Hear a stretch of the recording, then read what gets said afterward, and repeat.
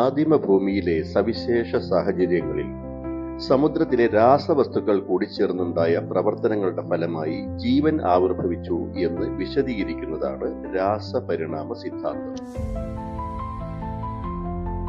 ഇതിനെ സാധൂകരിക്കുന്ന നിരവധി പരീക്ഷണങ്ങൾ നടന്നിട്ടുണ്ട്.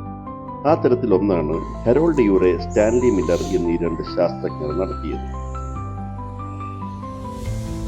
Hydrogen, methane, carbon dioxide, hydrogen sulphide, ammonia, നീരാവി എന്നീ ഘടകങ്ങൾ ഉപയോഗിച്ചാണ് പരീക്ഷണം നടന്നത്. ഈ രാസപ്രവർത്തനം നടക്കുന്നതിനായി ആദിമ പ്രപഞ്ചത്തിൽ ഉണ്ടായിരുന്ന ഊർജ സ്രോതസ്സുകൾ സൂര്യപ്രകാശം, ഇടിമിന്നൽ, അൾട്രാവയലറ്റ് കിരണങ്ങൾ, അഗ്നിപർവ്വത സ്ഫോടനങ്ങൾ എന്നിവയായിരുന്നു. ഈ ഊർജരൂപത്തിനു പകരമായി പരീക്ഷണശാലയിൽ ഉയർന്ന വൈദ്യുതി സ്പാർക്കാണ് ഉപയോഗിച്ചത്. ആദിമ കോശത്തിൽ നിന്ന് പിന്നീട് പ്രോകാരിയോട്ടിക് കോശങ്ങളും അതിനുശേഷം യൂകാരിയോട്ടിക് കോശങ്ങളും ഭൂമിയിലുണ്ടായി.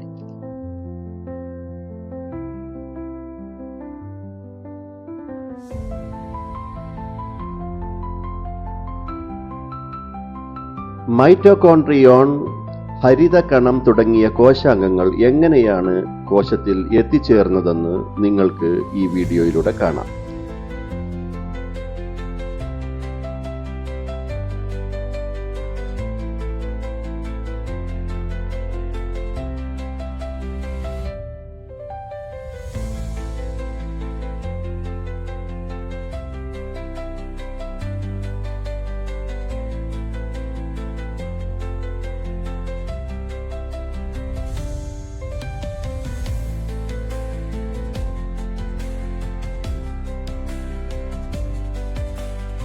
ദശലക്ഷക്കണക്കിന് വർഷങ്ങൾക്ക് മുൻപ് അന്നത്തെ ഭൂമിയിലെ ജീവജാലങ്ങൾ ഇന്ന് നമ്മൾ കാണുന്നതിൽ നിന്ന് വളരെ വ്യത്യസ്തമായിരുന്നു. വാസസ്ഥലം, കാലാവസ്ഥ, ആഹാര ലഭ്യത എന്നീ ബാഹ്യ ഘടകങ്ങളിലും ജീവകോശങ്ങളിലെ ആന്തരിക ഘടകങ്ങളിലും ഉണ്ടായ മാറ്റങ്ങൾക്കനുസരിച്ച് ജീവജാലങ്ങൾക്ക് പലതരത്തിലുള്ള പരിണാമമുണ്ടാവുകയും ഇന്ന് കാണുന്ന ജീവജാലങ്ങൾ രൂപപ്പെടുകയും ചെയ്തു.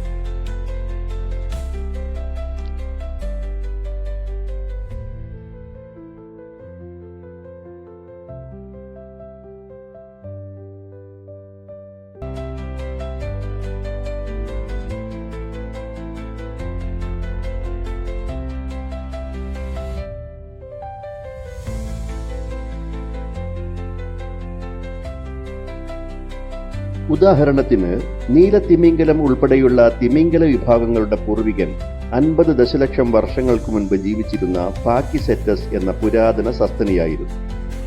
ഈ ജീവിക്ക് ചെന്നായയുടെ ശാരീരിക സവിശേഷതകൾക്കൊപ്പം നീന്താൻ അനുയോജ്യമായ ശരീരഘടന കൂടി ഉണ്ടായിരുന്നുവെന്നും ഫോസിൽ പഠനങ്ങൾ തെളിയിക്കുന്നു. ഇവയുടെ പിൻഗാമികൾ കൂടുതൽ സമയം ജലത്തിൽ ചെലവഴിച്ചതോടെ അവയുടെ കാലുകൾ തുഴകൾക്ക് സമാനമായി പരിണമിച്ചു. ഇങ്ങനെ മാറുന്ന സാഹചര്യങ്ങളുമായുള്ള പൊരുത്തപ്പെടലിന്റെ ഭാഗമായി ജീവികളിൽ മാറ്റങ്ങൾ ഉണ്ടാകുന്നു എന്നതിന് തിമിംഗലത്തിന്റെ പരിണാമ ചരിത്രം തെളിവാണ്. മനുഷ്യൻ ഉൾപ്പെടെയുള്ള എല്ലാ ജീവജാലങ്ങൾക്കും ഈ തരത്തിലുള്ള പരിണാമത്തിന്റെ കൗതുകകരമായ ചരിത്രമുണ്ട്.